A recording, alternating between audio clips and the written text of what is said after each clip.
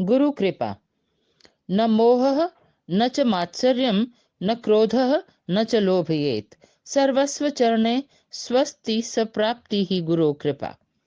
शिष्य वह होता है जिसे परिवार से किसी प्रकार का कोई मोह नहीं होता। शिष्य वह होता है जिसके मन में किसी भी प्रकार की कोई इच्छा, आकांक्षा या भावना नहीं होती। शिष्य वह होता है जिसे क्रोध आता ही नहीं, क्रोध से वह परे रहता है। शिष्य वह होता है जिसके पास लोभ फटकता ही नहीं। उसे जो कुछ प्राप्त होता है, जो कुछ उसके पास होता है, वह गुरु के चरणों में समर्पित कर देता है और समर्पित करके प्रसन्नता अनुभव करता है। जो बिना गुरु आज्ञा के ही अपना सर्वस्व समर्पित कर देता है, तन को, मन को, धन को, संचित द्रव्य को, भूमि को, वाहन को, और बदले में गुरु के द्वारा पूर्णता प्राप्त कर लेता है, ऐसा शिष्य ही गुरु कृपा का आस्वादन करता है। ऐसा शिष्य ही पूर्णता प्राप्त कर सकता है। बहुत थोड़ा सा देकर ही बहुत कुछ प्राप्त कर लेता है। प्रत्येक साधनाएं और सिद्धियां उसके गले में जयमाला डालने के लिए तत्पर रहती हैं और वह सही अर्थों में सिद्धाश्रम का वासी हो जाता है। इसमें किसी प्रकार का कोई संशय नहीं है। वास्तव में ही गुरु कृपा प्राप्त होना जीवन का सौभाग्योदय है। विरले ही इसे प्राप्त करने में समर्थ हो पाते हैं, और जो इसे प्राप्त कर लेता है उसके पूर्वज हर्षित हो उठते हैं। उसे जन्म देने वाली कोख गौरवान्वित हो उठती है और वह देवताओं के लिए भी पूजनीय बन जाता है। गुरु कृपा प्राप्ति के लिए काम, क्रोध आदि दुष्कर प्रतिबंधक हैं। इनका परित्याग शिष्यता की दक्षता मानी जाती है। गुरुदेव। न श्रेष्ठत्व गुरोर्मंत्रम, न देवम गुरुवै समः, न तीर्थ गुरु चरणाम्बुज, न तुलना गुरुवै यमः। गुरु मंत्र से कुछ भी श्रेष्ठ नहीं है। यदि संसार में श्रेष्ठतम मंत्र कोई है तो वह गुरु मंत्र है, क्योंकि उस एक मंत्र से ही सब कुछ प्राप्त हो जाता है। गुरु से बढ़कर कोई देवता नहीं है, क्योंकि सभी तीर्थ और देवता गुरु के दक्षिण चरण में समाहित होते हैं। किसी भी देवता से गुरु की तुलना नहीं की जा सकती। इसलिए गुरु को देवता नहीं, ब्रह्म कहा गया है, श्रेष्ठ कहा गया है, दिव्य कहा गया है, चैतन्य कहा गया है, पवित्र आत्मा कहा गया है। संसार में जितनी नदियां हैं, गंगा, यमुना, सरस्वती, सिंधु, कावेरी, और जितने भी समुद्र हैं, मानसरोवर आदि जितनी भी पवित्र झीलें हैं, वे सभी गुरु चरणों में समाहित हैं। इसलिए गुरु के चरणों का पान करना समस्त तीर्थों का अवगाहन करना है। जो गुरु चरणों से टपके हुए जल को अमृत समझकर पान कर लेता है, वह समस्त तीर्थों में स्नान करने का पुण्य प्राप्त कर लेता है।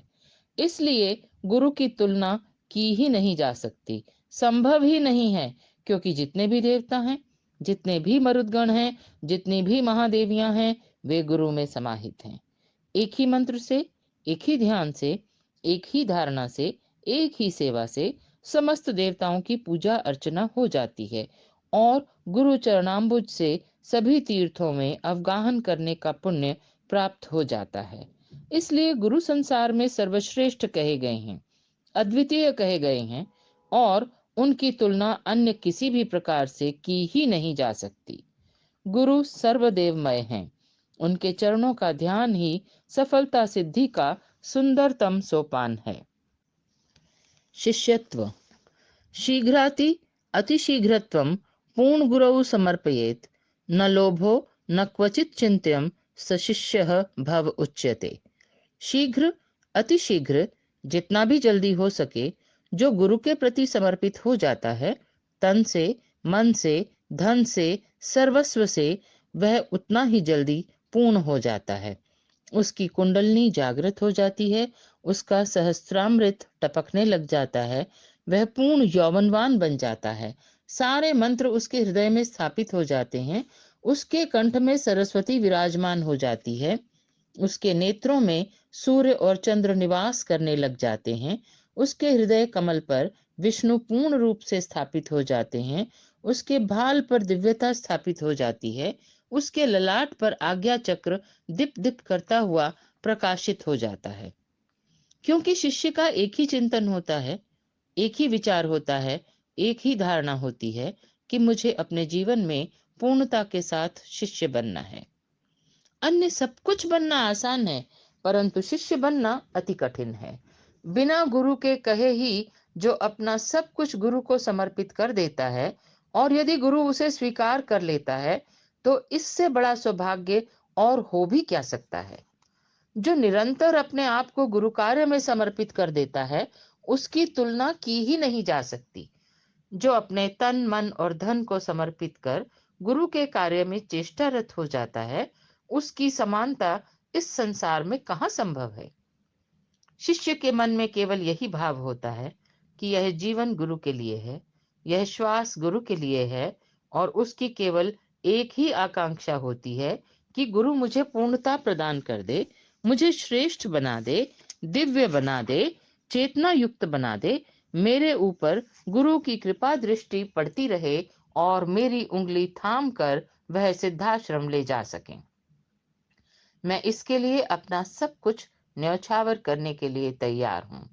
ऐसा भाव मन में रखते हुए सब कुछ न्यौछावर कर दे और वापस मन में किसी प्रकार का पछतावा न रखे, वही शिष्य है।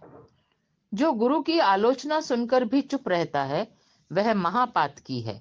जो गुरु की निंदा सुनकर मौन हो जाता है, वह रौरव नरक में गिरता है।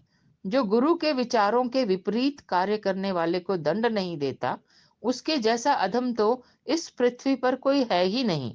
जो गुरु चिंतन से परे हटकर गुमराह करता है, ऐसे व्यक्ति का साथ जो नहीं छोड़ता, वह महापातकी होता है। जो गुरु के अलावा अन्य कोई विचार रखता है, उसे कठोरतम दंड देने की क्षमता नहीं रखता, वह शिष्य नहीं कहला सकता। शिष्य के जीवन में एक ही गुरु होता है, एक ही ईश्वर होता है, एक ही भावना होती है, एक ही विचार होता है, एक ही चिंतन होता है कि मैं सुदर्शन चक्र की तरह गुरु के चारों ओर प्रदक्षिणा करता रहूंगा, एक क्षण भी गुरु को ओझल नहीं होने दूंगा। मैं गुरु को सर्वस्व मानकर समर्पित हो जाऊंगा, और जो समर्पित हो जाता है, वह सही अर्थों में शिष्य कहलाने के योग्य होता है, और वही शिष्यता को चरितार्थ करता है। वास्तव में प्रत्येक प्रकार के पूर्ण रूप से गुरुमय बन जाना, प्रतिक्षण गुरु को अपने समीप अनुभव करना और गुरु सेवा में पूर्ण रूप से रत हो जाना ही शिष्यता है। ऐसा करने वाले व्यक्ति ही सही अर्थों में शिष्य कहलाने के योग्य होते हैं। जीवन में कहीं भी किसी भी मोड़ पर जीवंत गुरु मिल जाने पर समर्पण में विलंब न करें, यह आपके जीवन का सौभाग्य होगा। आकांक्षा। न कांक्षम स्वर्ग मोक्षत्वम, न गति गुरुवै पदम, सदा गुरोर कृपाकांक्षी सेव्यम क्षणः प्रतिक्षणम। जिसके मन में अन्य किसी प्रकार की कोई आकांक्षा नहीं होती, कोई धारणा नहीं होती, कोई लालसा नहीं होती, केवल एक ही भावना होती है कि मैं किस प्रकार गुरु को प्रसन्न कर सकूं, किस प्रकार से गुरु की कृपा प्राप्त कर सकूं, मैं किस प्रकार से गुरु के चरणों में लीन हो सकूं, ऐसे शिष्य के लिए स्वर्ग भी तुच्छ होता है। ऐसे शिष्य को मोक्ष प्राप्ति की भी कोई इच्छा नहीं होती, क्योंकि धर्म, अर्थ, काम और मोक्ष, ये चारों पुरुषार्थ तो गुरु के चरणों में ही निवास करते हैं। जो प्रतिक्षण गुरु कृपा का आकांक्षी होता है, जो प्रतिक्षण गुरु आज्ञा पालन करने के लिए तत्पर होता है, जो प्रतिक्षण छाया की तरह गुरु के पास रहता है, जो गुरु के चरणों का पान करता है, जो अपना सब कुछ समर्पित कर कुछ भी प्राप्त करने की इच्छा और आकांक्षा नहीं रखता, जो क्षण प्रतिक्षण गुरु की सेवा करने को ही श्रेयता, प्रेयता, महानता, दिव्यता और तेजस्विता समझता है और क्षण प्रतिक्षण समर्पित रहता है, वही सही अर्थों में शिष्य कहला सकता है, और वही अपने जीवन में सब कुछ प्राप्त कर सकता है। वास्तव में गुरु कृपा से बढ़कर अन्य कौन सी दुर्लभता और अद्वितीयता हो सकती है। जिसने गुरु कृपा को प्राप्त कर लिया, उसके लिए फिर क्या अप्राप्य रह जाता है।